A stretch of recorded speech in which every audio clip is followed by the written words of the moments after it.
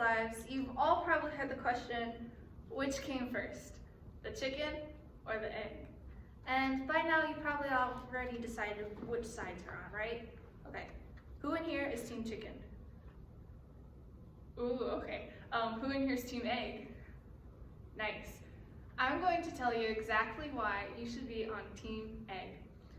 So, Fox News and Life's Biggest Question states that around 384 BC, by Aristotle himself, this question came about. It possibly could have been thought of even earlier than that, but the earliest we have dated it back to is 384 BC. And then many other well-known scientists and philosophers have questioned about this question and this specific dilemma. Plutarch, Stephen Hawking, Christopher Langan, and many more have thought about it. So, as all those people thought about it, many are still thinking about it today. And with new research comes new ideas and new ways of answering this specific question. So, in order to figure out my own research, I did extensive searching on multiple sources, including Christopher Langan's The Art of Knowing, Expositions on Free Will and Selected Essays, which at some point delves into this specific dilemma in question. So I'm going to state it plain and simple. The egg came first. In my speech, I will ask multiple questions and think of multiple ways that you can answer this specific dilemma, and I will cite it with multiple sources. So first we delve into the question itself. One can take it as two different ways. Which came first, the chicken or eggs? And by eggs, I mean in general, just eggs. It doesn't have to be specifically laid by a chicken. Well, to answer that question, eggs came first. No surprise there, right? Because there's like dinosaur eggs and so many other things, and even fishes, and that's, yeah. So, Benton and Phillips' paleontological evidence to date the Tree of Life states that eggs date back to at least 312 million years ago. The chickens only came about around 8 to 10,000 years ago. So that's 1 point for Team Egg right there. So now we delve into the more typical thought of question when you hear this exact dilemma. Which came first, the chicken or the chicken's egg? So now we have to have an understanding of genetics and mutation. Villazon from Science Focus states that at some point, red jungle fowl from Southeast Asia and possibly gray jungle fowl of Southeast Asia, which are almost identical to chickens, mated and produced an egg, see, yeah, an egg, and inside that egg was a mutated fowl inside, thus creating a new species of modern chickens.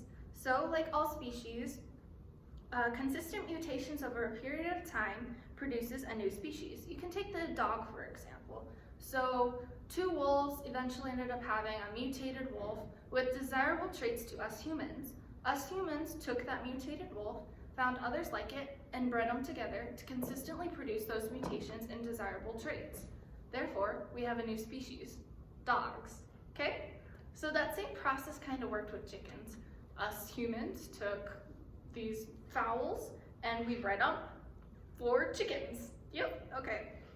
So, therefore, two birds laid an egg with the traits and genes of a modern chicken, and it produced the species we know today. As stated by Neil deGrasse Tyson, the egg laid by a chicken, or laid by a bird that was not a chicken, came first. That's another point for Team Egg.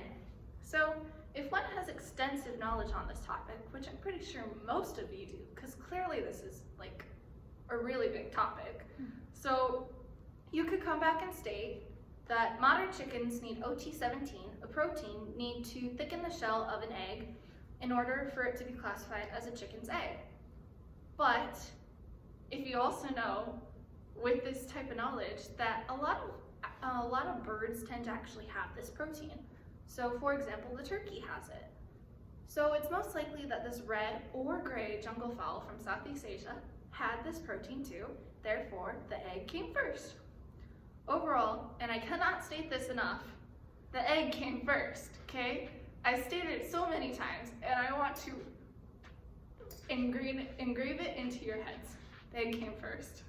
There are a couple of ways to go about this dilemma, and with each new dilemma brought, I have answered it with multiple sources.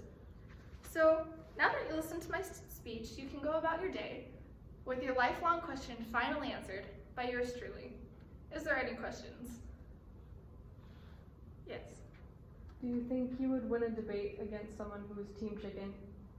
Yeah.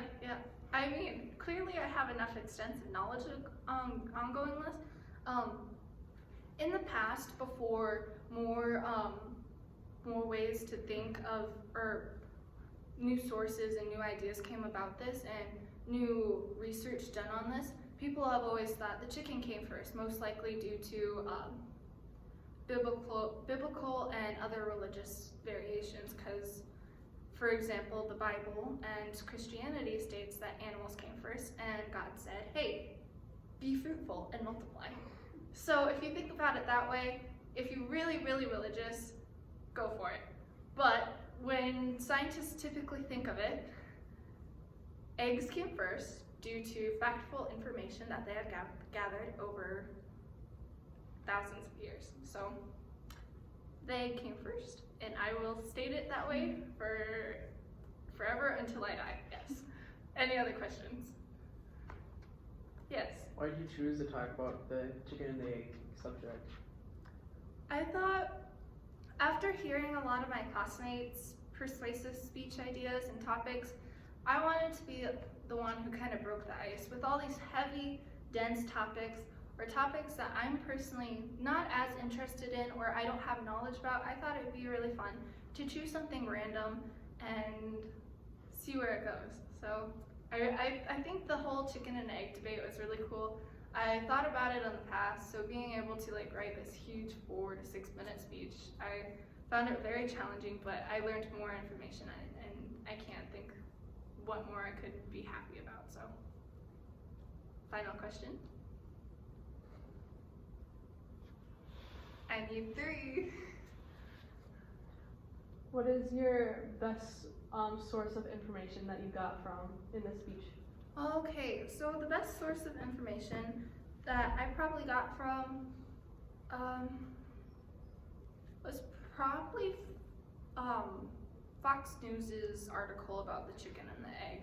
It stated multiple things, and it even referred to a YouTube video that was introduced into this, and overall it gave a lot of the information, and from there I took that information that they got and I looked extensively into it.